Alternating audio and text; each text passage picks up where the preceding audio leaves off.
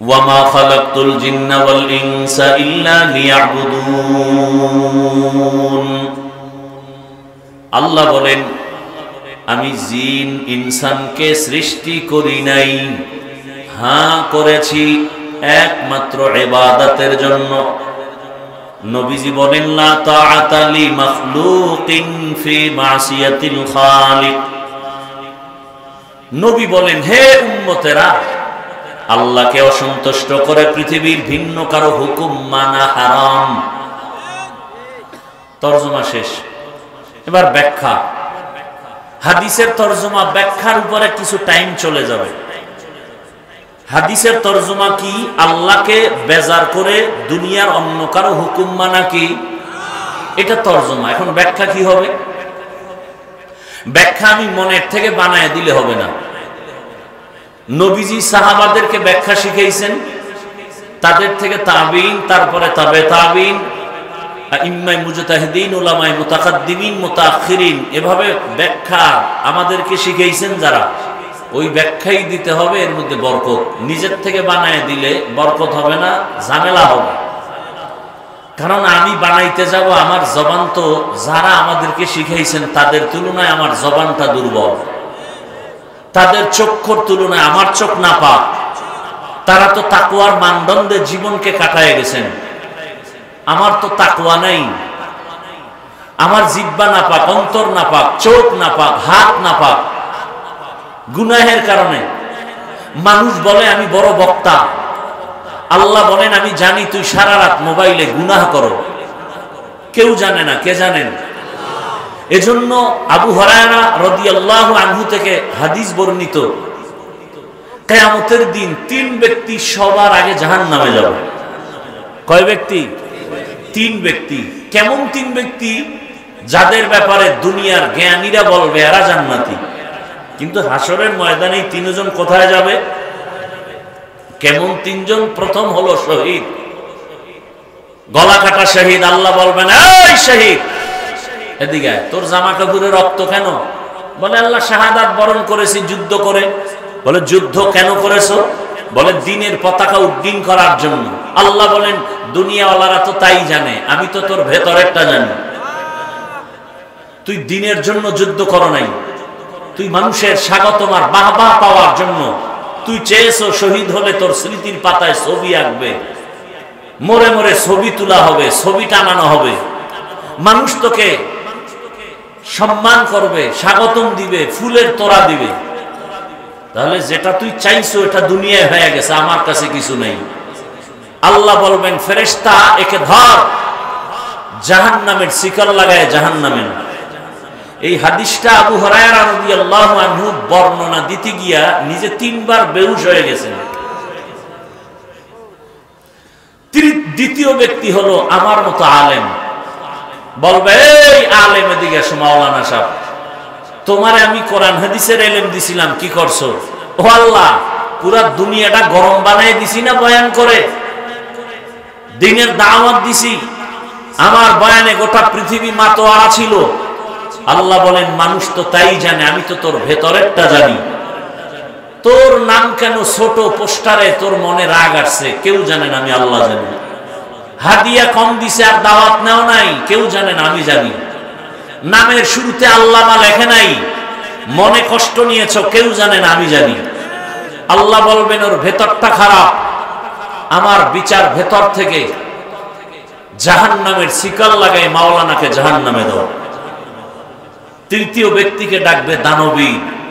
আল্লাহ বলবেন, এই তোরে ফকির বানাই নেই, টাকাওয়ালা বানিয়েছি। বল কি করছো টাকা? বলে মাদ্রাসা মসজিদ করেছি, কালভার্ট করেছি, জনগণের খেদমত করেছি। তাই? বলে হ্যাঁ। তাই তো মানুষ জানে, আমি তো তোর ভেতরেরটা জানি। তোরে আলহাজ না বললে মাথা গরম। দান করেছো মাদ্রাসা মসজিদে 10,000, চায়ের দোকানে বসে চাপাবাজি করেছে, মাদ্রাসা তো আমি করে দিয়েছি। আল্লাহ বলেন, আমি জানি তোর অন্তরে ভেজাল। ফেরেশতাকে আল্লাহ বলবেন, জাহান্নামের শিকল লাগায় জাহান্নামে নিয়ে নাও।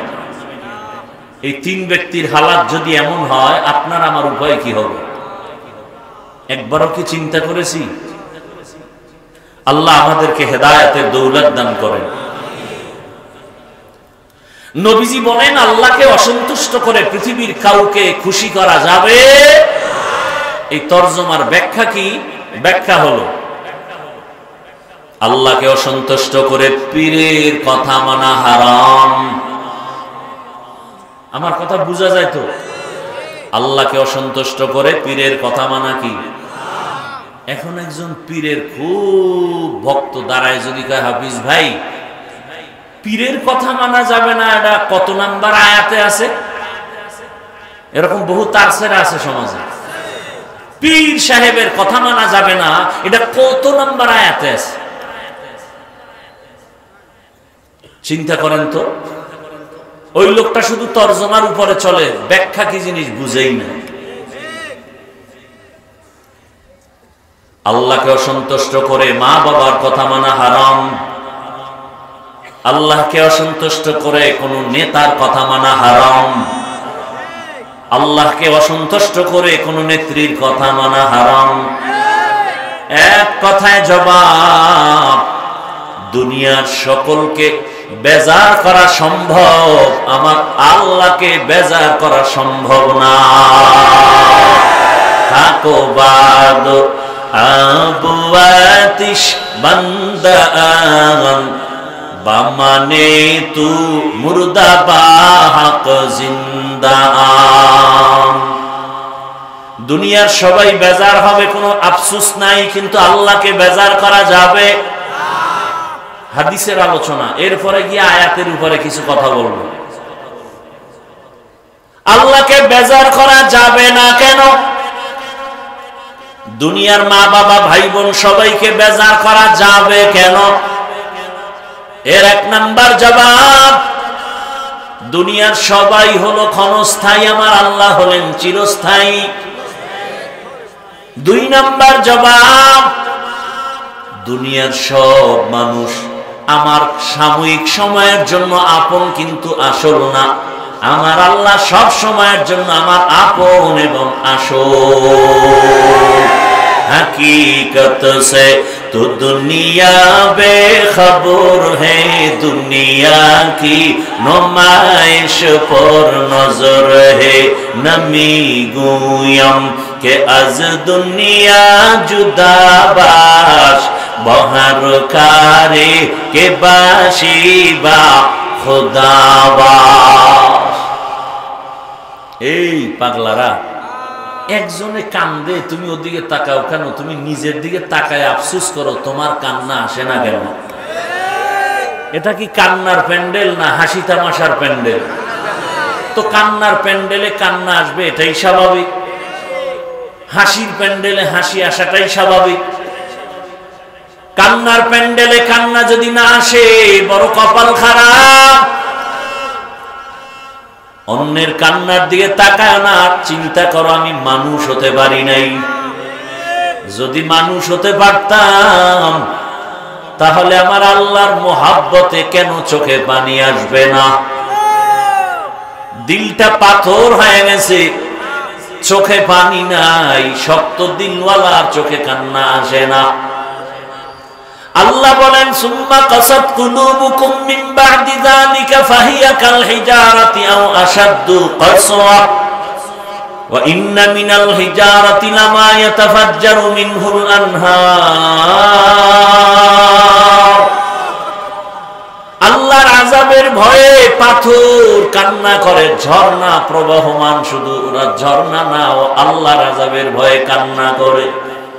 একটা পাথর যদি কাঁদে, মানুষ তোমার দিলটা কি পাথরের থেকে শক্ত? তোমার চোখে কেন পানি নাই? বুঝা গেল গুনার কারণে দিলটা মরে গেছে।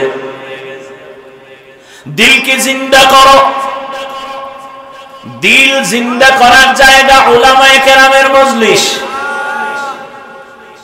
قال رسول الله صلى الله عليه وآله وسلم عليك بمجالسة العلماء واسمع كلام الحكماء فإن الله لا يحيي القلب الميت بنور الحكمة كما يحيي الأرض الميتة بوابل المطر। আল্লাহ ওয়ালাদের মজলিসটা কেমন? ওলামায়ে কেরামের মজলিসটা কেমন? সূর্যের গরমে জমিনটা যেমন ফেটে চৌচির হয়ে যায়, ওখানে আর ফসল হয় না, চাষাবাদ হয় না।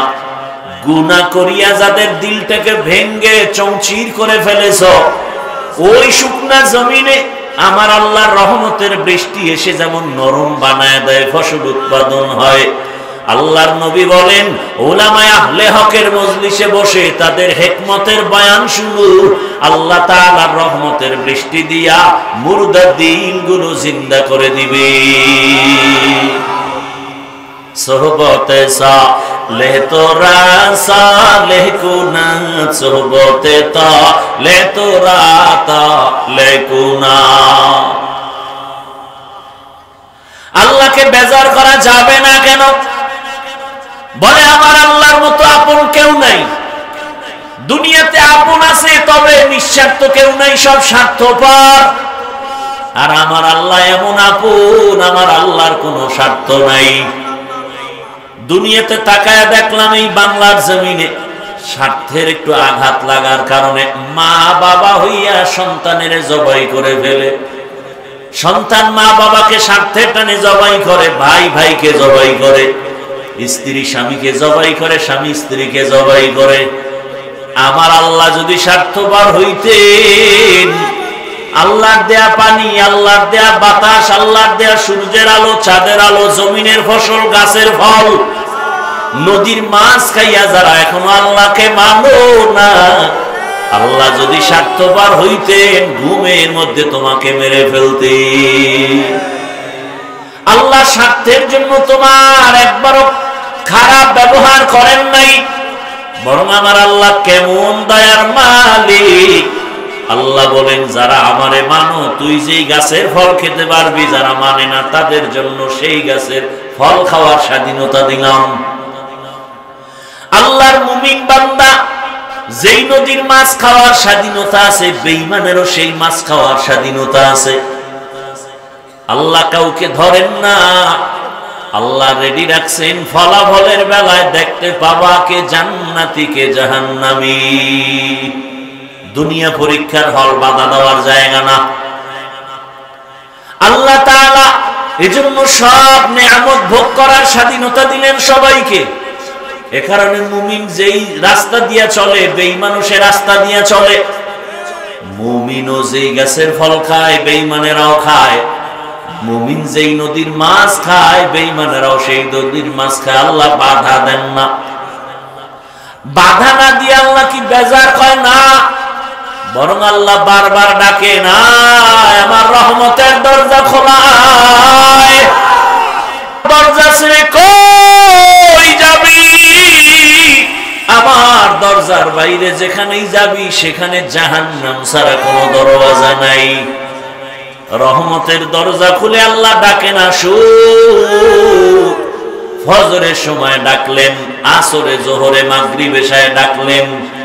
বান্দা তুই মুয়াজ্জিনের ডাকে যাও না, আল্লাহ রাগ করেন নাই, বরং আল্লাহ বলেন, আমি এত দয়ার মালিক, আমি এখন রাতের গভীরে তোকে ডাকার জন্য প্রথম আসমানে হাজির। অতি গভীর হয় রজনী যখন, নীরবে প্রভুর নাম জপিও তখন। প্রভুর করুণা যদি পাইবারে চাও, গভীর রাতে উঠে প্রভুর গুণগান গাও। প্রথম আসমানে আল্লাহ আসেননি? কথা বলেন না কেন? কোন টাইমে, দিনে না রাতে? রাতের কোন অংশ, প্রথম না শেষ? কোন দিন আসেন? কোন দিন? শুক্রবার না প্রতিদিন? কেন আসেন? বান্দার থেকে কিছু নিতে না বান্দাকে দিতে? আপনাদের কিছু দরকার নাই তো ঘুমান কেন? ঘুমান কেন? দৈনন্দিন 5 বার আজান দেওয়া হয়, কয় বেলা? জানা থাকলে বলেন, 5 বেলার আজানের সিস্টেম কি এক না একটু ব্যবধান আছে? কোন আজানের ব্যবধান? ব্যবধানটা কি? অর্থ কি? ঘুমের চেয়ে নামাজ ভালো, আর তুমি ঘুমাইও না, ঠিকমতো পড়িলে নামাজ জান্নাত তোমার ঠিকানা। একটুখানি নেকের তরে রোজ হাসরের মাঠেতে, বাবা ঘুরবে ছেলের পিছে, ছেলে বাবার আগেতে। আহাতে মন কঠিন দিনেতে নামাজ তোমায় ভুলবে না, ঠিকমতো পড়িলে নামাজ জান্নাত তোমার ঠিকানা।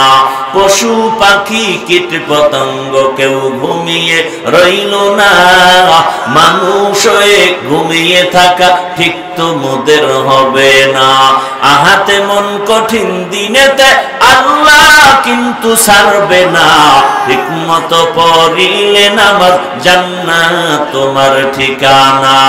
আমার প্রাণের ভাই বোনেরা জলদি করে উঠে যাও, ওযু করে তাড়াতাড়ি নামাজ পড়তে লেগে যাও।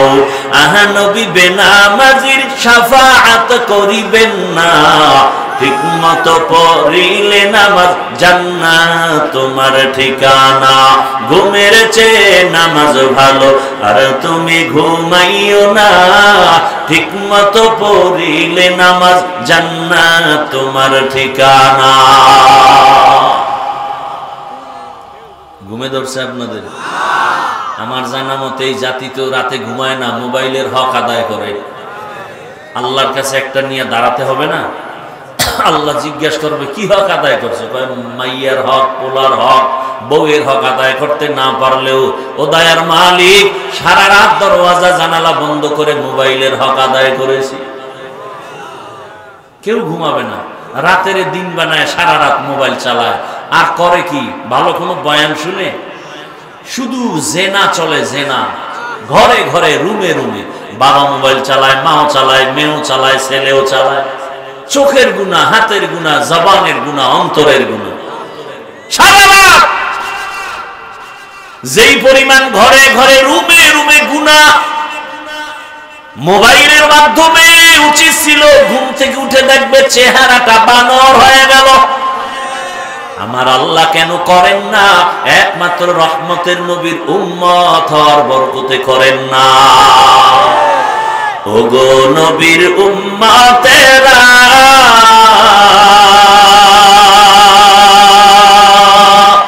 হয়ে আজি দিশাহারা,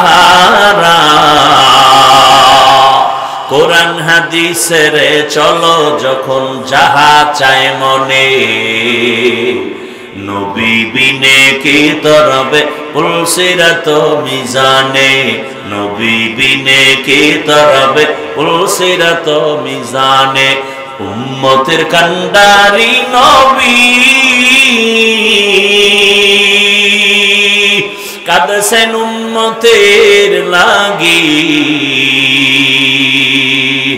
এখনো কাঁদেন নবীজি শুয়ে মদিনার পানে, নবী বিনে কে তারাবে পুলসিরাত মিজানে, নবী বিনে কে তারাবে পুলসিরাত মিজানে।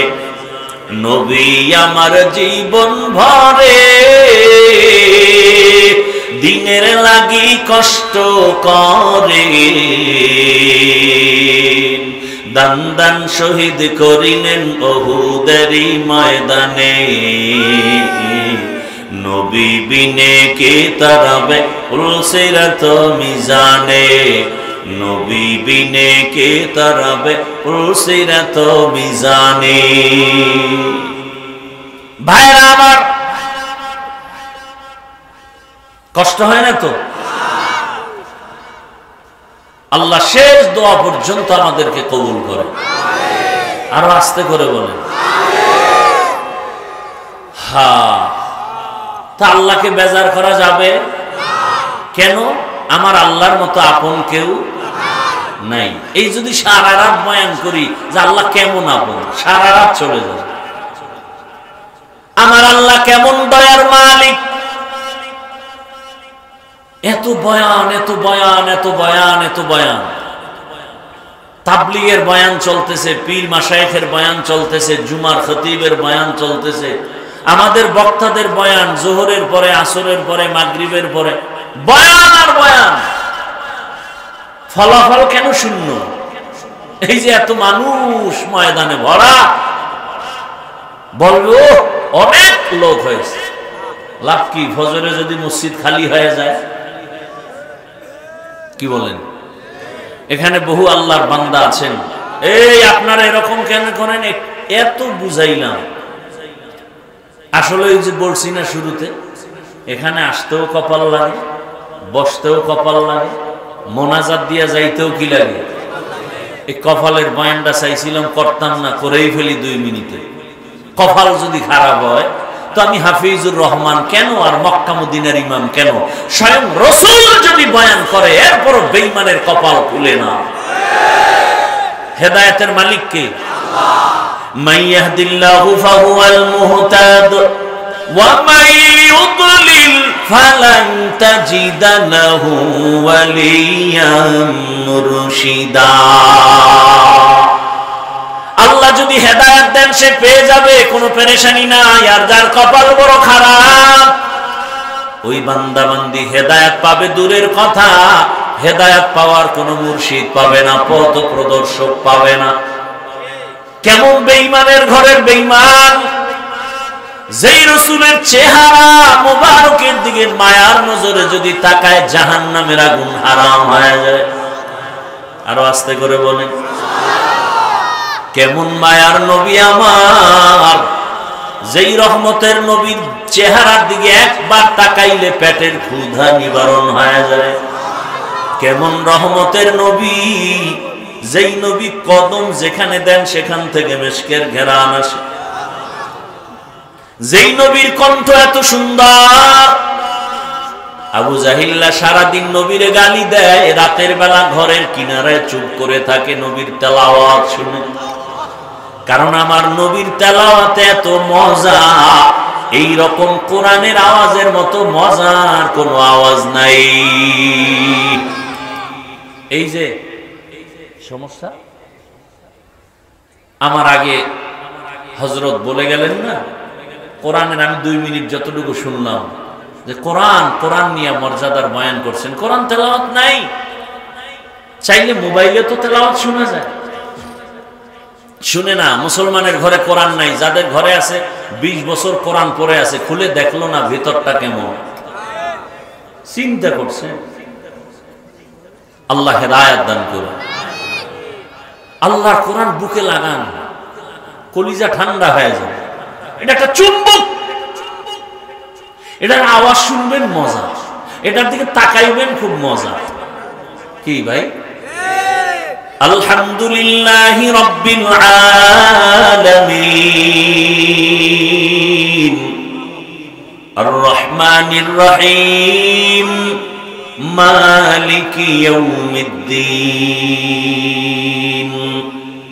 ইয়্যাকা না'বুদু ওয়া ইয়্যাকা নাস্তাঈন ইহদিনাস সিরাতাল মুস্তাকিম صراط الذين أنعمت عليهم غير المغضوب عليهم ولا الضالين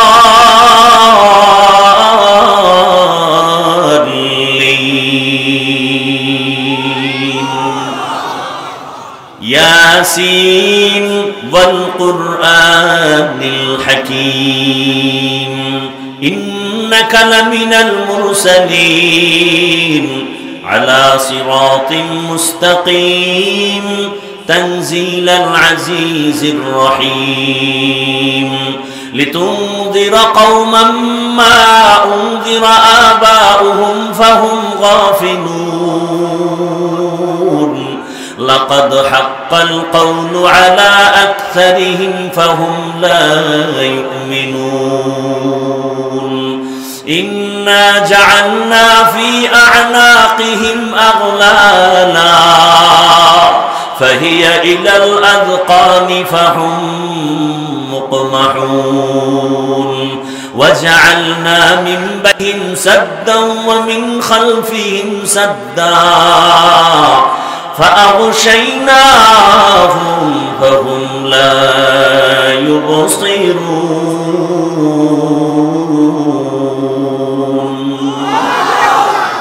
كلام زندہ قرآن حکیم حکمت اولا یزالست قدیم রহমতের নবী এমন বরকতের নবী আম্মা জান আয়েশা রাদিয়াল্লাহু আনহা বলেন নবীর ঘাম আমি বোতলের মধ্যে ভরে রাখতাম আর আতর হিসেবে ব্যবহার করতাম কেমন বড় নিকৃষ্ট বেঈমান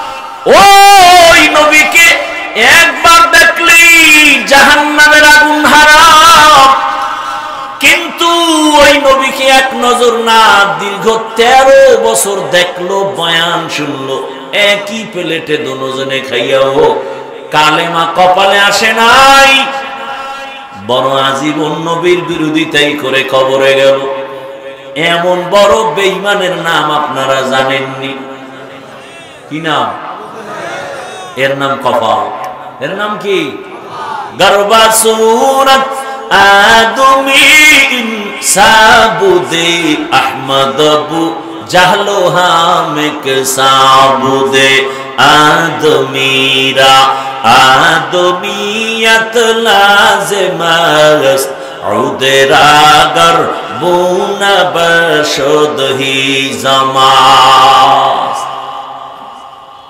13 বছর বয়ান শুনলো একই দস্তরখানে খাইলো বয়ান শুনলো কাছে বসে দেখলো তারপরও কালেমা কপালে অন্যদিকে 27 বছরের একটা যুবক তরবারি নিয়ে দৌড়ায় নবীকে জবাই করবে কয় বছরের 27 বছরের যুবক দৌড়ায় নবীরে জবাই করার জন্য রহমতের নবীর সামনে তরবারিটা ফালায় ডাক দিয়া চোখের পানি ছেড়ে বলে রহমতের নবী আমাকে মাফ করে দেন কালেমা পড়ায় আমাকে মুসলমান করে দেন নবীকে হত্যা করতে গিয়া কালেমা পড়ে এমন কপালওয়ালার নাম কি বলেন না কেন এর নাম কপাল রহমতের নবী এমন একটা তাওয়াজ্জু দিয়েছেন ওমরের এত পাওয়ার বেড়ে গেল এখন ওমর যেই পথ দিয়া চলে শয়তান ওই পথে আসে না এর নাম কি কপাল কপাল বুঝেন বুঝেন বহুদিন ধরে এখানে বয়ান হবে প্রচারণা চলছে অনেক দিন ধরে অনেকে আসতে চেয়েও পারে নাই এমন কপালওয়ালা আছে না নাই আর এক দল আসছে ঠিক কিন্তু বেহেশতের প্যান্ডেলে বসতে পারে নাই এরা দোকানপাটে ঘুরে আর গল্প করে করে তাজা তাজা কবিরা গুনাহ করে এমন কেউ কপালওয়ালা নাই আর এক দল প্যান্ডেলে বসে ঠিক তাদের কপালটাও সুবিধা না বলে কেন বলে মোবাইলটা সামনে রেখে কলবের দরজাটারে বন্ধ করে রাখছে যত বয়ান মোবাইলে ঢুকে কলবে ঢুকে না কি আমার বলার দায়িত্ব আপনি মানবেন কিনা সে দায়িত্ব আপনার হেদায়েতের মালিক কে